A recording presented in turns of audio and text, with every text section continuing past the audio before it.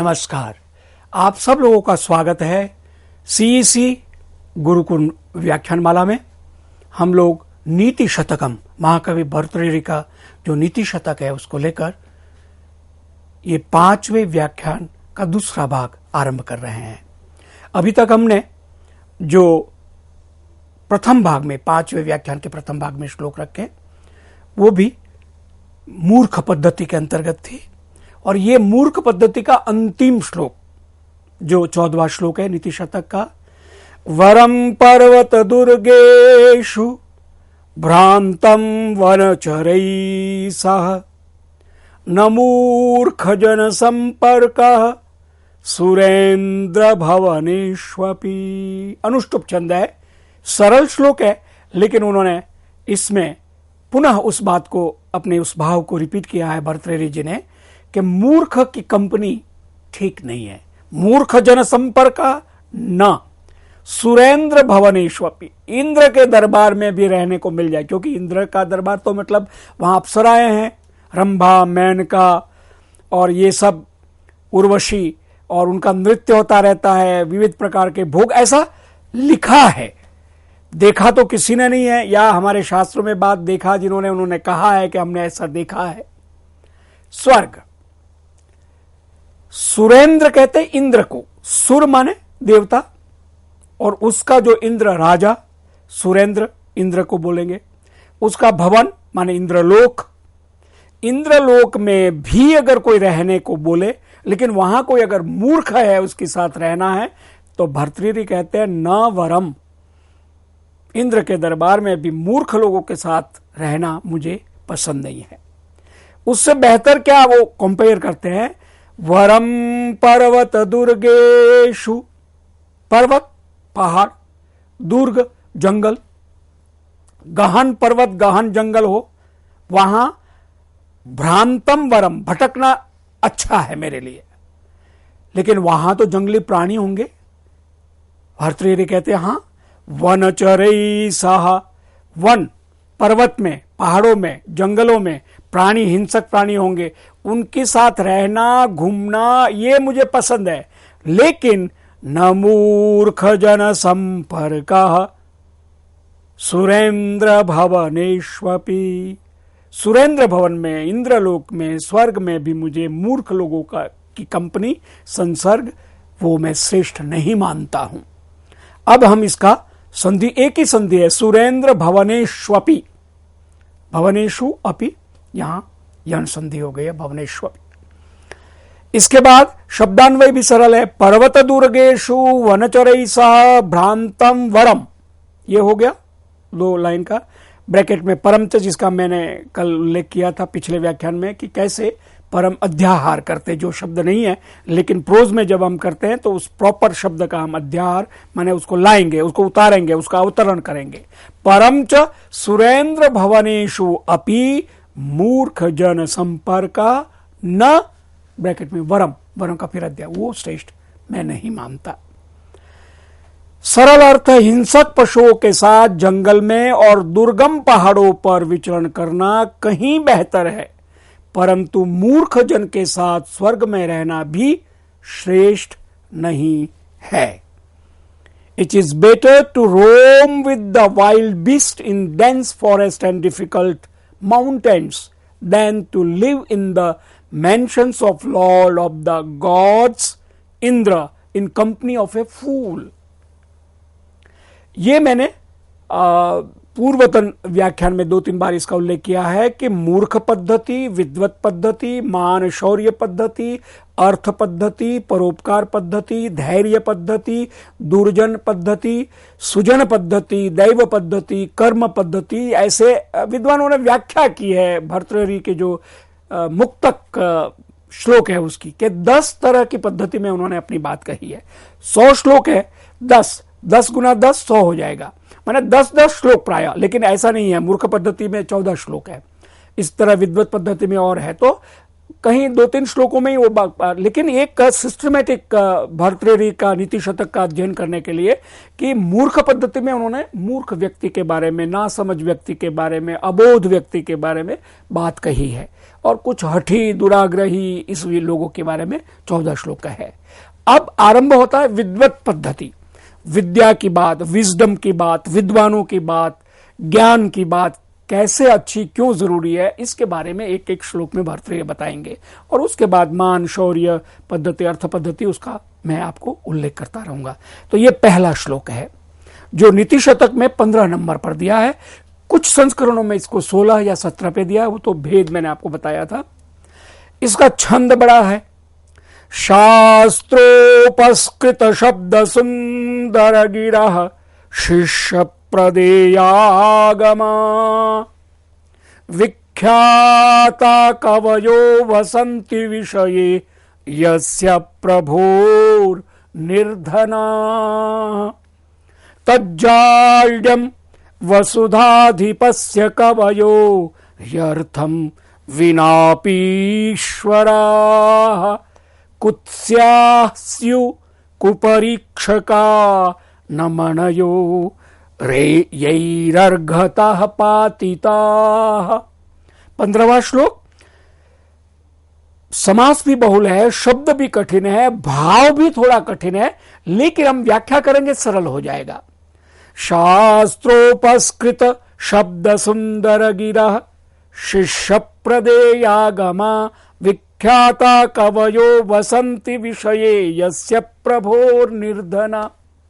कवि शब्द आ गया, विख्याता कवि आ गया, माने बहुत अच्छे कवि, विद्वान, रचनाकार लोग हैं, जिसके शास्त्र के रूप में जिनकी सुंदर वाणी है और शिष्यों को ज्ञान देते हैं, लेकिन उसका जो मालिक है वो बड़ा ऐश्वर्यशाली है, राजा है, समृद्ध है, लेकिन कवि लोग निर्धन है।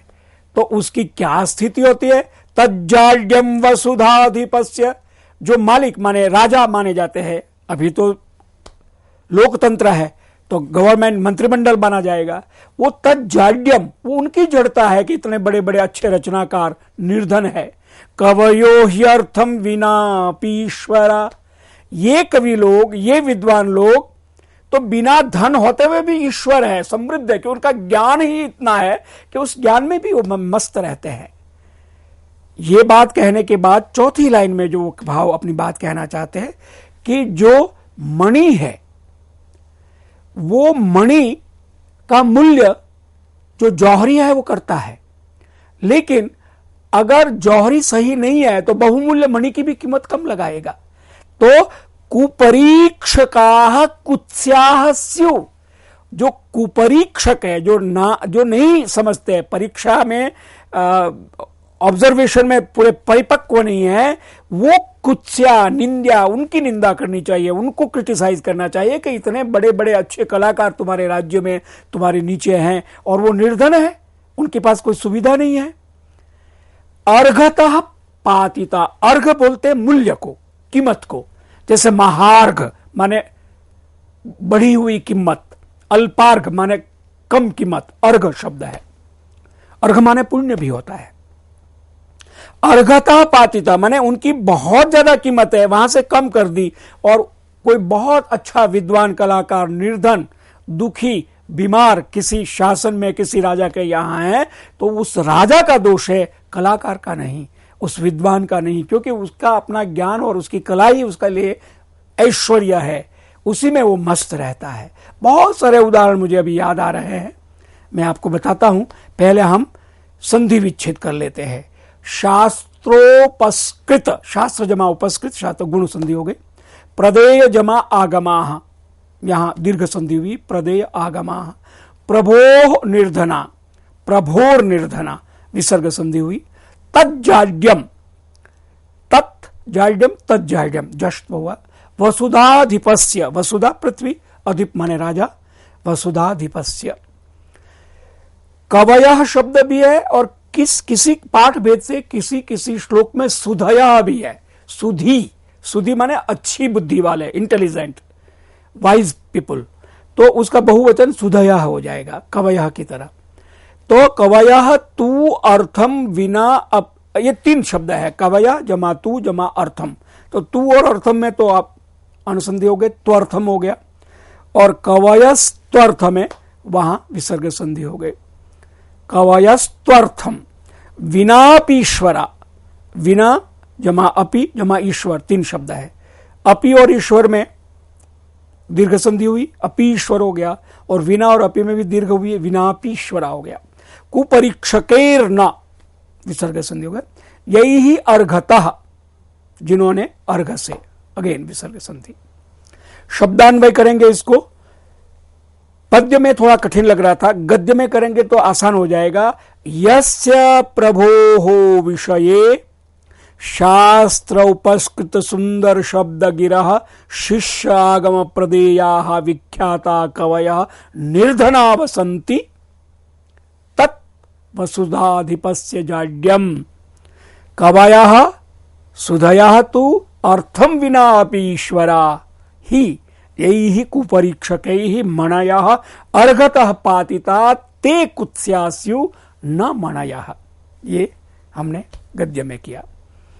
अगर कोई प्रसिद्ध कवि जो अपने शब्दों का सुंदर प्रयोग करके, इस्तेमाल करके लोगों को बहुत मोहित कर देता है, प्रयोग करने में माहिर है और शास्त्रों के ज्ञान में पारंगत है तथा अपने शिष्यों को भी पारंगत करने योग्य है, वो आपके राजा को संबोधित करके, हे राजा तुम्हारे राज्य में निर्धन है, तो हे राजन यह आपका दुर्भाग्य है। क्यों? न कि उस विद्वान कवि का। ज्ञानी पुरुष आर्थिक संपत्ति के बगैर भी अत्यंत धनी होते हैं। बेशकीमती रत्नों को अगर कोई जौहरी ठीक से परख नहीं पाता तो ये परखने वाले की, जौहरी की कमी है, क्योंकि इन रत्नों की कीमत कभी कम नहीं होती। इंग्लिश में हम कहेंगे, if the celebrated poets who are eloquent with the usage of beautiful words refined by the knowledge of the scriptures, who have gathered and mastered enough knowledge to be imparted through disciples efficiently, are in your state without any wealth or facilities, then it is the apathy of the ruler. The men of wisdom are rich even without the material prosperity, material wealth. Precious gems get despised by those who do not have the expertise to appraise them and appear less in value. But gems never ever lose their real worth. बहुत अच्छा। अब इसको हम थोड़ा सा समझने के लिए कि भर्तृहरि जी क्या कहना चाहते हैं। उनका मंतव्य यह है कि अगर कोई विद्वान, क्योंकि हमारा जीवन, मानव जीवन अगर हम देखें तो कोई व्यक्ति सभी तरह, सभी क्षेत्र में पूर्ण या समृद्ध नहीं हो सकता है। कुछ अपवाद हैं, जैसे रविंद्रनाथ टैगोर जी के बारे में, रविंद्रनाथ ठाकुर जी के बारे में हम कहते हैं कि उनके यहाँ लक्ष्मी और सरस्वती दोनों थी, यानी साहित्य भी था, समृद्धि भी थी। लेकिन प्रायः जो विद्वान होते हैं वो विद्या में इतने ज्यादा अपना, उनकी इन्वॉल्वमेंट होती है ज्ञान अर्जन में, कि वो समृद्धि की ओर कम उनका ध्यान होता है और अपने ज्ञान से ही वो तृप्त होते हैं और समाज को योगदान देते हैं। लेकिन जो धनी है, जिनके पास धन कमाने की भी कला है और धन है, अर्थात वहां का, राज्य का, राष्ट्र का अगर कोई नेता या राजा, उसके राज्य में जो कवि है, विद्वान है, कलाकार है, ज्ञानी है, उन लोगों में अगर वो निर्धनता से पीड़ित है, खाने पीने का भी साधन नहीं है, तो ये दोष उन कलाकारों का, विद्वानों का नहीं है, राजा का है। राजा का उत्तरदायित्व बनता है कि वो देखे कि मेरे राज्य में जितने भी योग्य है, इसलिए हमारे यहां अभी भी जैसे भारत रत्न, पद्म भूषण, पद्म विभूषण, पद्मश्री, ये सारे पुरस्कार दिए जाते हैं, खेल रत्न पुरस्कार दिए जाते, विद्वानों को श्रेष्ठ साहित्य का पुरस्कार दिया जाता। वो इसीलिए है कि शासन, राजा, सरकार इस बात को रिकॉग्नाइज करती, मान्यता देती है कि जो श्रेष्ठ है, जिन्होंने कुछ विशिष्ट अर्जित किया है उसको हम रिकॉग्नाइज करें, समाज में उसको सम्मान मिले और वो सुख सुविधा से रहे और ज्यादा ज्ञान, क्योंकि प्रत्येक विधा में हर व्यक्ति नहीं जा सकता। अगर किसी के पास प्रतिभा है तो बहुत क्षेत्र, जिसको हम कहते हैं बहुमुखी प्रतिभा, जिसमें कई विषयों का ज्ञान व्यक्ति, जैसे हम लें किशोर कुमार को लें एक उदाहरण के रूप में, तो अच्छा गाते थे, कंपोज भी अच्छा करते थे, अभिनेता भी अच्छे थे और डायरेक्ट भी चलचित्र उन्होंने कई फिल्में बनाई है। माने सभी क्षेत्रों में प्राय बहुत सारे व्यक्ति हैं ऐसे जो कई क्षेत्रों में वो पूर्ण होते हैं, लेकिन सबके बस की बात नहीं है। कोई एक एक क्षेत्र में व्यक्ति होता है और उसमें गहन ज्ञान होता है। तो उन व्यक्तियों का सम्मान होना, मान होना, पुरस्कृत होना, ये राष्ट्र का दायित्व है, राजा का दायित्व है, जो शासन करते हैं जिसमें जो श्रेष्ठ लोग हैं, नेता लोग हैं, उनका दायित्व है। तो ये बात आज से कई 100 वर्ष पहले भर्तृहरि जी, और हमारे शास्त्रों में तो और कई उदाहरणों से और सुभाषितों से बात कही गई है। तो इसीलिए जो कलाकार, विद्वान और गुणी लोग हैं, उनका सम्मान और पुरस्कार होना करना ये राज्य का दायित्व है। इसको उदाहरण के साथ और बड़े ठोक बजा के आत्मसम्मान के साथ भर्तृहरि जी ने कहा, हे राजा, हे नरेंद्र, हे शासक, ये तेरा दायित्व है, तेरी जिम्मेदारी है। और उदाहरण क्या दिया कि जौहरी अगर मणि की, डायमंड की कीमत नहीं करता है तो मणि की कीमत कम नहीं होगी, जौहरी की कीमत कम हो जाएगी, क्योंकि उसने उसका मूल्य कम आंका। इस तरह से करके उन्होंने अपनी बात कही है। अगला पुनः ये श्लोक है, क्योंकि विद्वत पद्धति है, विद्वानों की, विद्या की, ज्ञान की बात भर्तृहरि कर रहे हैं। ये भी छंद बड़ा है। हर्तुर्याति न गोचरम किमपिशम पुष्णाति यत् सर्वदा ह्यर्थिभ्यः प्रतिपाद्यमान मनिषम प्राप्नोति वृद्धिं पराम। कल्पान्तेष्वपि न प्रयाति निधनम विद्याख्यमंतर्धनम येषां तान् प्रतिमानमुज्झत नृपाः कस्तैः सह स्पर्धते। येषां तान् प्रतिमानमुज्झत नृपाः कस्तैः सह स्पर्धते। विद्याख्यमंतर्धनम, विद्वत्ता की, विद्या की, ज्ञान की, ज्योति की, प्रकाश की, कुछ something like that, glittering, shining, क्योंकि विद्या शब्द का ही अर्थ होता है विद्योतते, प्रकाशते, जिसमें ज्योति है, ज्ञान है, उसको विद्या कहते हैं। उसके बाद साधारण जो लौकिक विद्या वो तो है ही है, लेकिन कई अर्थ है विद्या के। विद्या के बारे में और भी कई श्लोक आएंगे नीति शतक में।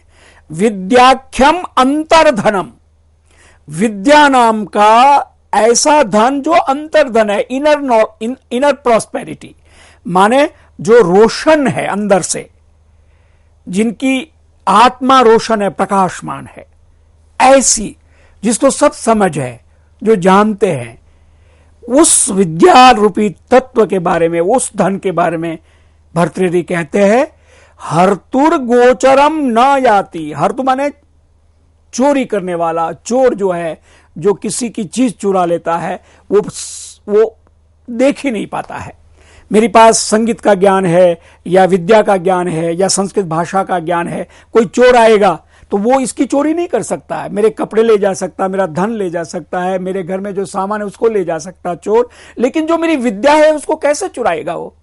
तो हर्तुर याति न गोचरम, हर्तु माने चोर के, गोचर माने दृष्टि में, न याति किमपि शंपुष्णाति विद्याख्य धनम, ये जो धन है उसको चोर देख नहीं सकता, तो चुराएगा कैसे? जब देख ही नहीं पाएगा तो चुरा भी नहीं सकता है। किमपि शंपुष्णाति, अब यहां किमपि शब्द से ये प्रोनाउन दिया, कुछ। अब ये कुछ क्या, जिसको शब्द नहीं है। शम माने शांति, सुख, एक आनंद, एक तृप्ति जो पुष्णाति देता है विद्या रूपी धन, सर्वदा, हमेशा। और ह्यर्थिभ्य, अर्थी माने याचक, मांगने वाला, और चतुर्थी एक वचन, अर्थिभ्य ही, अर्थी ह्यर्थिभ्य, प्रतिपाद्यमानम अनिशम वृद्धिम पराम प्राप्नोति। अगर कोई विद्या रूपी धन अर्थी चाहने वाले को दे दे तो वो हमेशा बढ़ता जाता है। सुरसुती के भंडार की बड़ी अजब है बात, ज्यों बांटे त्यों त्यों बढ़े, बिन खर्चत घटी जात। रहीमन का दोहा है ये। तो बिना खर्चे, संस्कृत में भी इसी भाव का है, सरस्वत्याः भंडारः वृद्ध्या प्रयोगेण वृद्धि मापनोति क्षय मापनोति अप्रयोगात। ऐसा मुझे स्मरण नहीं आ रहा है, लेकिन यही बात उसमें कही है। पराम वृद्धि मापनोति, अनिशम, निशा माने रात्रि, अनिशम माने रात नहीं, माने रात दिन हमेशा के लिए बढ़ती जाती। जितना बांटो ज्ञान, आप जितना बांटेंगे उतना बढ़ता जाएगा। कल्पांतेष्वपि न प्रयाति निधनम। कल्प कहते हैं, कल्प में आपको कैसे, मुझे गणना है समय की। जैसे एक बार और किसी व्याख्यान में इस बात को मैंने विस्तार से बताया था। चतुर्युग कहा जाता है, सत्ययुग, त्रेतायुग, द्वापर युग, कलयुग। तो सत्ययुग के इतने लाख वर्ष माने जाते हैं, त्रेतायुग के माने जाते हैं, द्वापर के, कलयुग के। तो ये चारों मिलके चतुर्युगी होता है। और ऐसे कुछ चतुर्युगी मिलके एक कल्प होता है। कल्प, फिर प्रकल्प, फिर शंख, इस तरह से गणना है। तो कल्पांत माने पूरा सृष्टि का अंत होना है, तब तक न प्रयाति निधनम, समाप्त नहीं होता है विद्याख्य धनम, अंतर्धनम। ये 3 पंक्ति कहने के बाद भर्तृ कहते हैं, हे नृपाः, अरे राजाओं, पृथ्वीश्वर, तुम लोग, येषाम तान प्रतिमान मुज्जत, उनके अगेंस्ट आप अगर ये कहा कि इनके पास ज्ञान है तो हमारी पास धन है, शासन है, सत्ता है, नहीं, मानम उज्जत। उज्जत माने छोड़ना, छोड़ो, मध्यम पुरुष बहुवचन, उज्जत, उज्जति, उज्जत, उज्जंती। हे नृपा, तान प्रति, येषाम इतदस्ति अंतर्धनम, तान प्रति, उनके अगेंस्ट में मानम उज्जत, तुम कोई गरूर मत रखो। कस्तैसह स्पर्धते, उनके साथ स्पर्धा कौन भला कर सकता है। तैसह, उनके साथ, कह स्पर्धते, स्पर्धते, स्पर्धेते, स्पर्धन्ते, कौन कंपटीशन।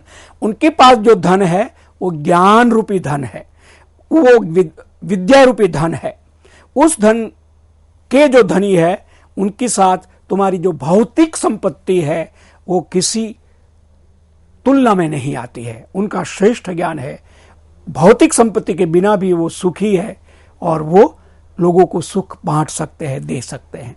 इस प्रकार से विद्या की और विद्वानों की इसमें स्तुति और प्रशंसा की है भर्तृहरि जी ने 16वें श्लोक में।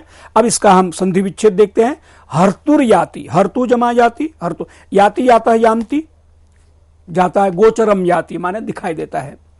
किम अपि, किम जमा अपि, यत जमा सर्वदा जमा अपि जमा अर्थिभ्यः, यत सर्वदाप्यर्थिभ्यः, प्रतिपाद्यमानम अनिशम, प्रतिपाद्यमान अनिशम, कल्पांतेष्वपि, कल्प जमा अंतेषु जमा अपि, विद्या विद्याख्यम अंतर्धनम, विद्या जमा आख्यम जमा अंत प्लस धनम, विद्याख्यम अंतर्धनम, मानम उज्जत, मानम जमा उज्जत, कह तैहि, कह जमा तैहि, कस्तै सह स्पर्धते।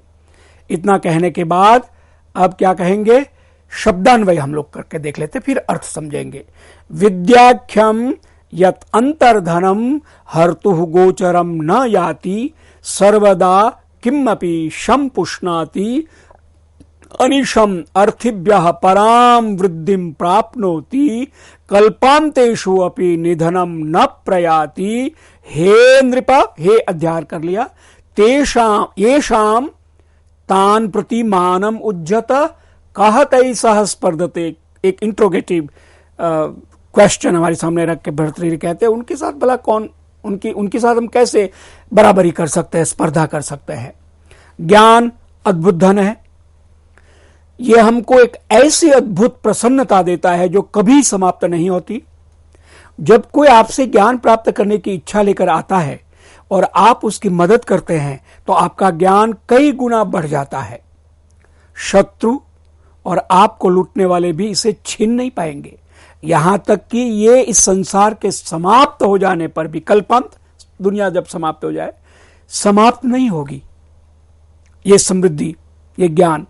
अतः हे राजन, यदि आप किसी ऐसे ज्ञान के धनी व्यक्ति को देखते हैं तो अपना अहंकार त्याग दीजिए और समर्पित हो जाइए, क्योंकि ऐसे विद्वानों से प्रतिस्पर्धा करने का कोई अर्थ नहीं है।